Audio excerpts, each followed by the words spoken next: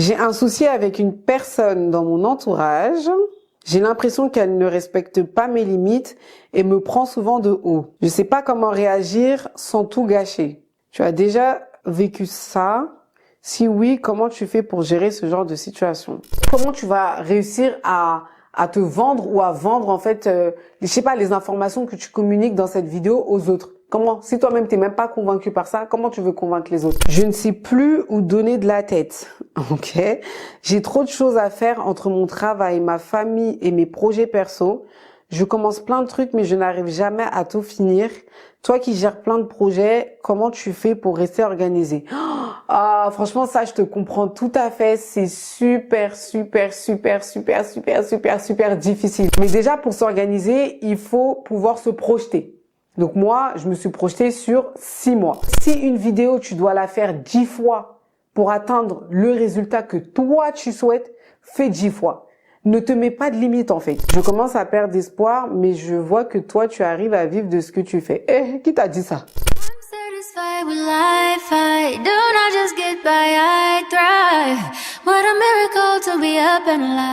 Hello mes fans, j'espère que vous allez bien. On se retrouve pour une nouvelle vidéo qui sera aussi disponible sur le podcast, puisqu'aujourd'hui je vais lire en fait vos anecdotes, ce que vous m'avez envoyé. Donc aujourd'hui c'est spécial les anecdotes des fans. Donc je vous ai demandé de m'envoyer soit par mail ou en DM plein d'anecdotes, que ça soit dans la vie perso ou dans la vie pro. Donc j'en ai reçu pas mal. Je pense que je vais faire une partie pour commencer. Voilà, je vais en lire quelques-uns, je vais pas tout lire, parce que je crois que j'en ai une dizaine à peu près. Donc voilà. Personnellement, je suis installée, j'ai mon plaid parce que à l'heure où je vous parle, c'est le premier jour de la neige, donc il pleut, mais il pleut blanc. Ayez la rêve, s'il vous plaît. Bonjour maman, c'est pour te dire que ici, il fait vraiment froid. Il pleut, mais il pleut blanc. J'ai monté, parce que oui, Madame T, enfin, c'est précisément du Kenkeliba, pour ceux qui connaissent, avec de la citronnelle, qui vient tout droit du Mali. Voilà. Désolée pour ma tête. Si vous voyez que cet œil il est un peu petit, c'est parce que j'ai mal à l'œil en ce moment. Je ne saurais expliquer. Mais depuis que je suis allée au Maroc et que je suis revenue, franchement, il y a des jours comme ça où mon œil il est tout rouge et j'ai mal. Et là, je sens que ça commence là. Ouais, franchement là, je sens que ça commence à me piquer, mais bon, donc voilà. Ne vous dites pas, Niara, elle a une tête bizarre en ce moment. Ouais, non, c'est que j'ai mal à l'œil. Bref, j'ai mon téléphone aussi qui est là et ben c'est parti pour les anecdotes des fans. Salut, je t'écris parce que j'ai une idée de projet que je veux lancer depuis des mois, mais je bloque complètement. J'ai trop peur de l'échec et je me dis tout le temps que les gens vont me juger. J'aimerais tellement avoir ton avis. Comment toi tu fais pour te lancer sans te poser 1000 questions? Alors, ce qu'il faut savoir dans un premier temps, c'est que se poser 1001 questions, c'est tout à fait normal, c'est humain, c'est comme ça. Ça fait partie du processus, si je puis dire. Et surtout moi, en tant que multipotentiel, multipassionné, je me pose pas 1000, mais 2000 questions, voire 5000 questions. Donc déjà, le fait de se poser des questions, c'est normal, mais ce qu'il faut savoir, c'est quel type de questions en fait tu te poses. Est-ce que c'est des questions vraiment qui sont tournées que sur ton business ou c'est des questions, donc du coup, des questions pour lesquelles tu peux avoir des réponses ou tu peux te projeter sur du long terme, ou sinon c'est des questions mais plus liées sur le regard des autres, le jugement des autres, comme tu as pu dire. T'as dit quoi? J'ai trop peur de l'échec et je me dis tout le temps que les gens vont me juger. Ça déjà, par rapport à l'échec, chacun a sa définition de l'échec, mais moi ce que je dis c'est que l'échec en fait c'est une nouvelle façon de recommencer. Tu sais, il y a beaucoup de personnes, même des entrepreneurs de renom, des personnes qui ont réussi, qui sont dites connues, avant d'arriver là où ils en sont, ils sont passés par 1001 étapes. Je sais que sur Netflix, il y a plein de reportages qui illustrent justement ces entrepreneurs-là qui ont en fait réussi, mais le fait de voir leur histoire, ça permet en fait de se dire, bah ouais, telle ou telle personne est arrivée jusque-là, mais elle est passée par tel ou tel chemin. D'ailleurs, c'est la raison pour laquelle que dans mon média, j'ai la rubrique portrait d'entrepreneur.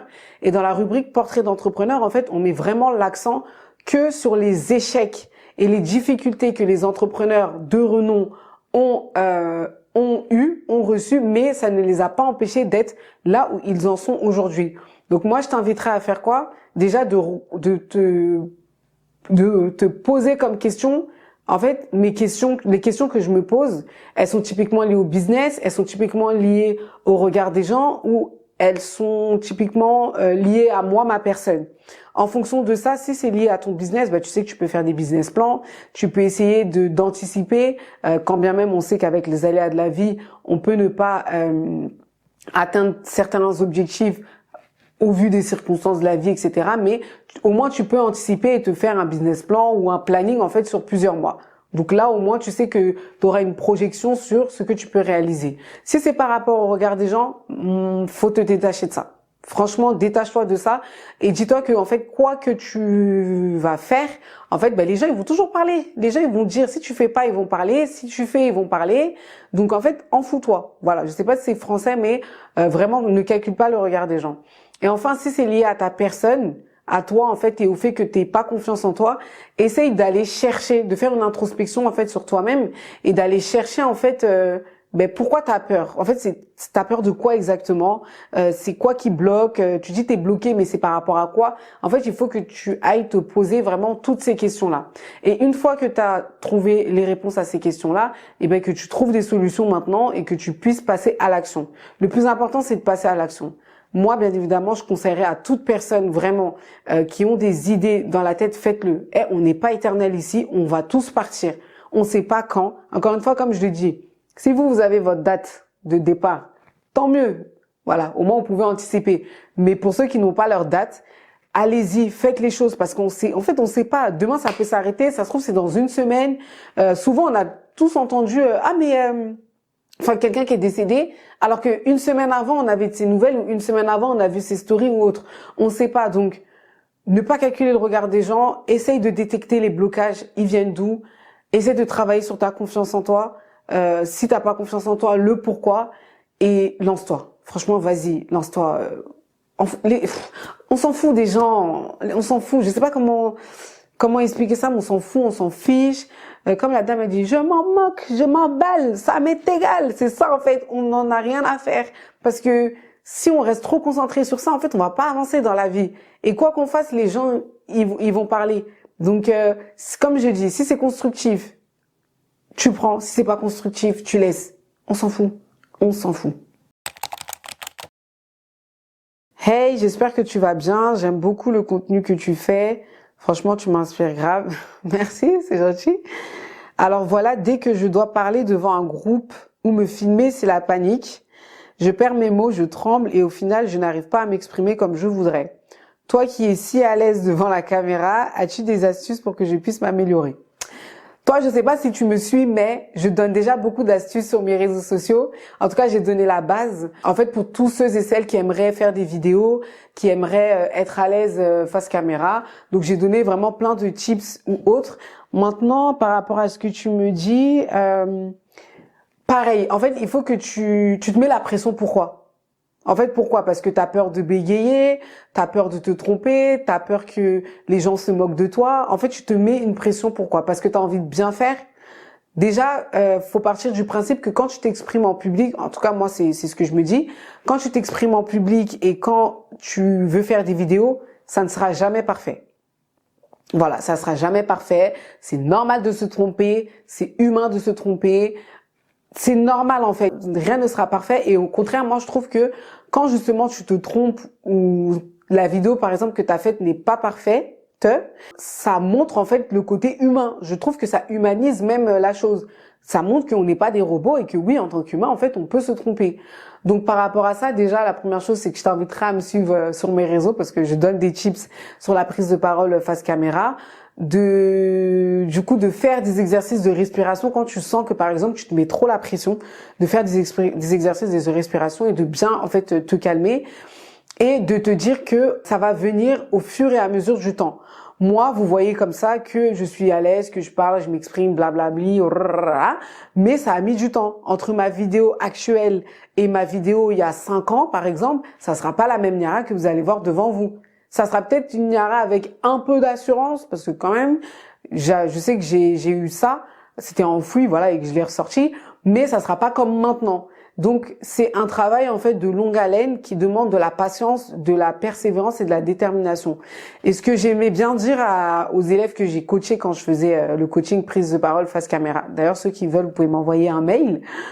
Je leur disais, si une vidéo, tu dois la faire 10 fois pour atteindre le résultat que toi, tu souhaites, fais 10 fois. Ne te mets pas de limite, en fait. Voilà, ne te mets pas de limite en sachant qu'il y a un montage derrière, donc tous les moments de bug, etc., ils vont être coupés. Donc, si tu dois faire 15 fois une vidéo, fais 15 fois la vidéo. C'est pas grave. Et il faut d'abord que la façon dont tu t'exprimes et la façon dont tu parles face caméra, il faut que ça te plaise d'abord toi et après que ça plaise aux autres. Parce que si toi, tu fais quelque chose et que ça ne te plaît pas, en fait, comment tu vas réussir à te vendre ou à vendre, en fait, je sais pas, les informations que tu communiques dans cette vidéo aux autres? Comment? Si toi-même t'es même pas convaincu par ça, comment tu veux convaincre les autres? Donc déjà, fais quelque chose, fais en sorte que ce que tu vas dire ou ce que tu fais te plaise à toi avant de plaire aux autres. Voilà ce que je peux te donner comme conseil. Hello, j'espère que tu vas bien. Je ne sais plus où donner de la tête. Ok? J'ai trop de choses à faire entre mon travail, ma famille et mes projets perso. Je commence plein de trucs, mais je n'arrive jamais à tout finir. Toi qui gères plein de projets, comment tu fais pour rester organisé? Ah, franchement, ça, je te comprends tout à fait. C'est super, super, super, super, super, super, super difficile. Mais moi, moi, ce que je fais, c'est que par exemple, à l'heure où je te parle, j'ai plusieurs projets qui sont en cours.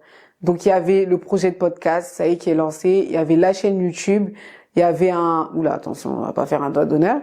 Il y avait un gros projet, dont j'en parle un peu de temps en temps, mais il y avait celui-là. Il y avait, le média. Et, je sais qu'il y avait un dernier, et le coaching. Donc, c'est-à-dire qu'il y avait ces 5 choses-là pour lesquelles j'ai géré. Ce que j'ai commencé à faire, c'est de noter les objectifs sur plusieurs mois de chaque projet-là. Ensuite, une fois que les objectifs, je les ai notés, je me suis fait en fait un planning sur 5 mois, c'est-à-dire de septembre, octobre, novembre, décembre, janvier, de septembre jusqu'à janvier, en fonction des objectifs. Du coup, je me suis fait un planning avec ce que je devais faire, c'est-à-dire là je suis censé faire ci, là je suis censé faire ça, etc., etc. Et après ça, petit à petit, tu fais ta to-do list. Mais déjà, pour s'organiser, il faut pouvoir se projeter. Donc moi, je me suis projetée sur 6 mois. Maintenant, le fait de te projeter sur 6 mois, en fait, tu seras pas là en train de réfléchir et te dire, bon, aujourd'hui, qu'est-ce que je fais? Non, aujourd'hui, tu ouvres ton planning que tu as fait. Moi, encore une fois, je suis une fille très lambda, très classique. Les Notion, les Trello et tout. Peut-être que je devrais utiliser ça, mais moi, je suis très à l'ancienne, on va dire. Donc, j'ai toujours fait mes plannings sur Excel. Je continue de faire mes plannings sur Excel. Voilà. Au niveau de mes to-do list, je les note sur mon cahier. Ils vont dire, mais c'est qui cette mamie Wata, là? Mais mes to-do list, je les note sur les cahiers et sinon j'ai des post-it. Moi, je suis vraiment à l'ancienne. Mais je sais qu'il y a des outils comme Notion, Trello qui te permettent en fait de t'organiser. Ce que je te conseillerais de faire, c'est de vraiment te projeter sur plusieurs mois, pas à l'année parce que pour moi ça reste trop long. Et tu verras que en faisant ça, même dès les premiers mois, tu vas rencontrer en fait certaines difficultés qui font que tel projet pour l'instant tu le mettras en stand-by parce que il manque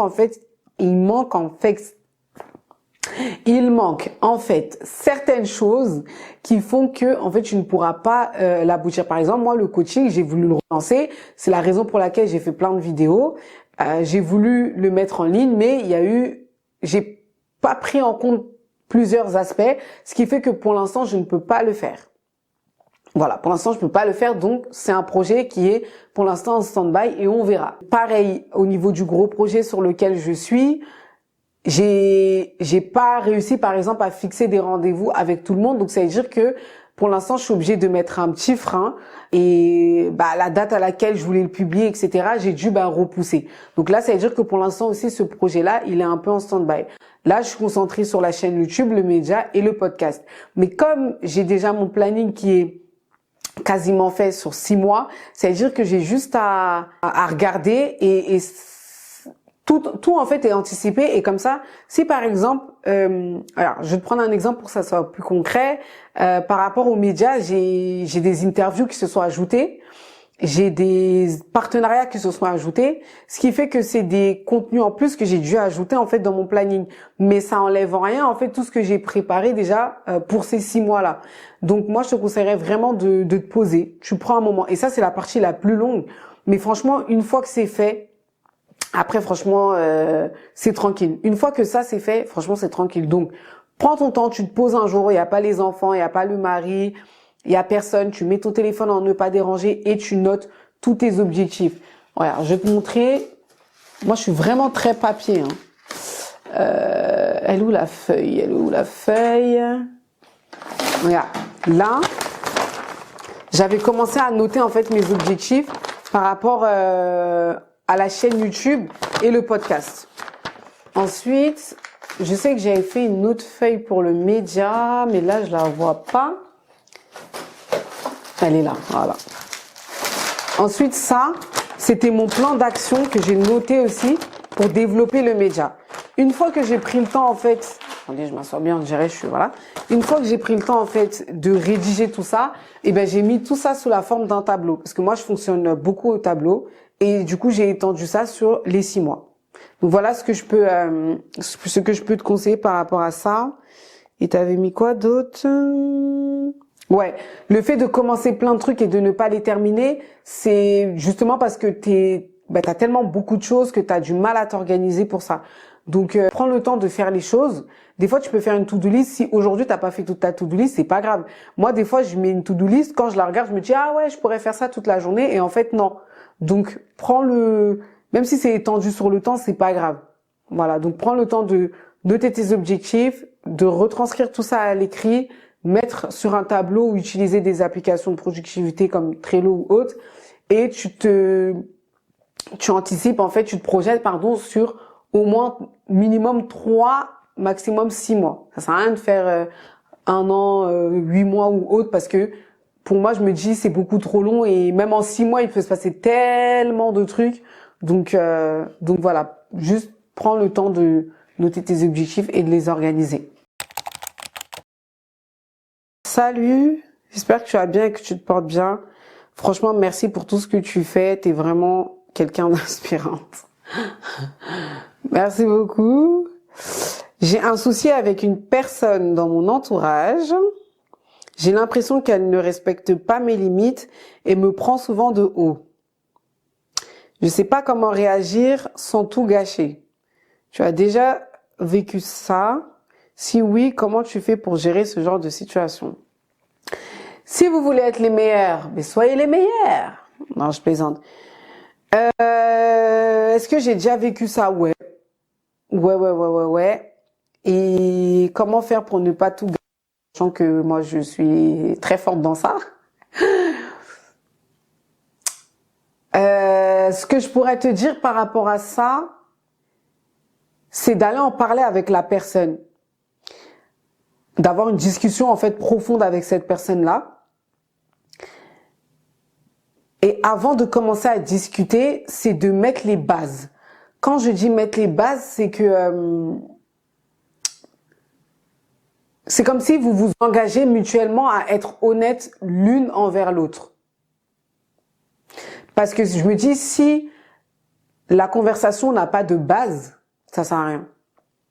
Ça sera pas sincère et toi, tu sortiras en fait frustré. Donc moi, je te conseillerais d'en parler. Mais d'abord, d'essayer de comprendre pourquoi la personne, elle te prend de haut. Qu'est-ce que tu as fait ou qu'est-ce que tu as dit pour que cette personne-là, en fait, agisse comme ça avec toi? Ou qu'est-ce que tu n'as pas fait? Parce que souvent, c'est quand tu es trop gentil que les gens ne savent pas mettre de limites. Souvent, quand tu les défends trop ou quand tu montres trop que tu es là, ils sont tellement habitués que ils se permettent en fait certains comportements. Donc essaye déjà avant d'entamer la conversation avec la personne de comprendre pourquoi en fait cette personne-là, elle agit comme ça avec toi. pour toi. T'essayes de comprendre déjà de toi-même, le comportement que t'as, vos relations. En fait, à quel moment tu sens qu'elle te prend de haut? Et essaye en fait de recenser tous ces moments-là où elle te prend de haut. Et peut-être que tu vas dire, ah, c'est quand on est parti là, c'est quand on a fait ci, c'est quand on a fait ça. Comme ça, toi, tu vas comprendre que, ah, c'est à partir de cet instant-là que cette personne-là, elle te prend de haut. Tu vois? Et après, petit à petit, quand toi-même dans ta tête, c'est clair, va discuter avec la personne de manière honnête. Au moins, tu sauras quoi dire. Tu seras pas dans le questionnement, mais pourquoi, mais pourquoi, mais pourquoi? Parce que quand tu demandes beaucoup de pourquoi, la personne, elle sera susceptible, en fait, de mentir et de ne pas être honnête avec toi. Viens directement avec pas des réponses concrètes, mais ouais, on va dire des affirmations concrètes. J'ai remarqué que t'es comme ça avec moi quand là. Pourquoi? Au moins, la personne en face, ça sera précis, en fait. Je sais pas si tu vois ce que je veux dire. Et même vous, les fans, je sais pas si vous voyez ce que je veux dire. Donc, moi, vraiment, je te conseillerais d'aller parler avec cette personne-là et de lui dire de vive voix, vraiment en face, tes limites. Comme ça, elle saura. Si c'est une vraie amie, parce qu'après on t'a dit c'est quoi? Ah, une personne de mon entourage. Donc ouais, ça peut être ami comme frère ou sœur. Si cette personne-là de ton entourage a de la considération pour toi, elle prendra en compte ce que tu dis. Et normalement, ça devrait même pas partir en embrouille. Mais si ça part en embrouille, c'est que la personne a, pour moi en tout cas, j'estime que la personne n'a pas de considération pour toi. Des fois même, ça partira pas en embrouille, mais tu ressentiras son indifférence. À ce moment-là, je peux pas te conseiller de couper les ponts, parce que déjà, même nous en islam, c'est pas bien de couper les ponts, mais tu prends du recul. Tu fais le strict minimum. Tu romps pas les liens, mais tu prends du recul. Voilà. Parce que souvent, les gens ne comprennent pas. Et ton bien-être passe avant tout. Donc, fais selon toi. Et je vais pas te dire en foutant un peu des conséquences, mais il faut que tu sois bien en fait. Ton bonheur, ton bien-être mental, physique, psychique, tout ce que tu veux avant tout. Donc, prends le temps de discuter. Au moins toi, t'auras fait ta part. Et si la personne en face, elle est pas réceptive, c'est plus ton problème. Concentre-toi sur toi, pose tes limites. Et au moins, sur le long terme, elle finira par les respecter. Salam alaikum, j'espère que tu vas bien. Ça va, alhamdoulilah, juste j'ai mal à l'œil. Limite, je vais finir la vidéo comme ça. Et je vous jure, ça me repose. J'ai un projet que j'adore. Déjà, on adore que Dieu, ma belle. Et dans lequel je mets tout mon cœur, mais j'arrive pas à en tirer des revenus. Je commence à perdre espoir, mais je vois que toi, tu arrives à vivre de ce que tu fais. Qui t'a dit ça? Est-ce que tu aurais des conseils pour m'aider à avancer? Alors, disclaimer, je ne vis pas encore à 100% de ce que je fais. Quand bien même, c'est mon but ultime et je sais que c'est faisable. Là, je le sens. De toute façon, c'est une question de persévérance, de détermination et de discipline. Donc, au moins, tout le monde est au courant. Tu n'arrives pas à en tirer des revenus. Peut-être que la façon dont tu parles de ton projet sur les réseaux sociaux, les gens ont plus l'impression de voir une fille passionnée qui partage en fait son projet. Est-ce que sur tes réseaux, c'est clairement défini que tu as des services? Est-ce qu'on voit tes tarifs? Est-ce qu'on sent que c'est quelque chose qu'on peut acheter en fait? Parce que si c'est présenté comme si c'était une passion, c'est sûr que les gens ils vont pas comprendre. Et moi j'aime bien dire aux gens, sur les réseaux sociaux, il faut communiquer. Désolée, oh mon œil, purée. Sur les réseaux sociaux, il faut communiquer en fait comme si, désolée, j'ai mal. Sur les réseaux sociaux, en fait, il faut communiquer comme si tu t'adressais à des enfants. Pour que les gens puissent comprendre, en fait, ce que tu fais. Moi, je pense que de toute façon, tout est monétisable. Dans ces cas-là, je pense que tu devrais revoir ta communication. Je pense que tu devrais revoir ta communication, la façon dont tu parles et dire clairement les choses. Par exemple, je sais pas, ça fait combien de temps tu as lancé ton projet?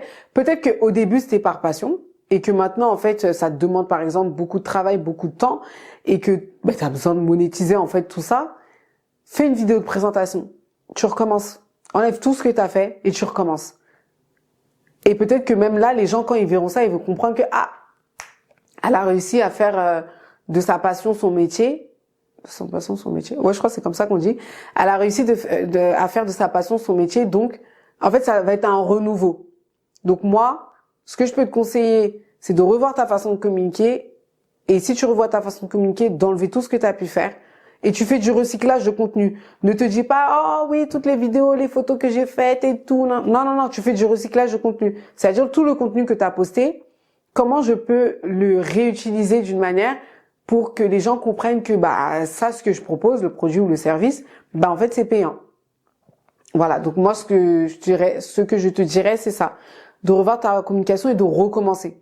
Voilà, recommencer. T'as le temps. En plus là, à l'heure où je fais cette vidéo, on est fin novembre. Tu prépares tout ton mois de décembre, janvier, nouvelle année. Allez, on repart. Donc voilà. C'est tout mes fans pour cette première vidéo, les anecdotes des fans. Je sais pas si je dis anecdotes. Vous préférez les anecdotes des fans ou... Parce qu'en fait, il y a aussi des histoires. Les anecdotes des fans, les histoires des fans, les problématiques des fans. Dites-moi, vous préférez quoi? Ou si vous avez d'autres idées. Parce que j'avoue, je sais pas. Je sais pas si je mets les histoires des fans, les anecdotes des fans. Je conseille les conseils pour les... Bon, je sais pas. Vous savez quoi, je vous laisse chercher. Je vous laisse choisir. Vous me dites tout ça en commentaire. J'espère que vous avez aimé et que ces conseils vous ont quand même été utiles, même si vous n'avez pas laissé d'histoire ou d'anecdotes, et que ça a quand même fait tilt en fait dans votre tête. Si vous aussi vous souhaitez m'envoyer des anecdotes, des histoires, ou que vous avez une problématique, n'hésitez pas à m'envoyer tout ça par mail et du coup je me ferai un plaisir de pouvoir vous répondre. Donc qu'est-ce que je pourrais dire? C'est tout pour moi. C'est tout pour moi et on se dit à la prochaine pour une nouvelle vidéo. Ciao. Oh.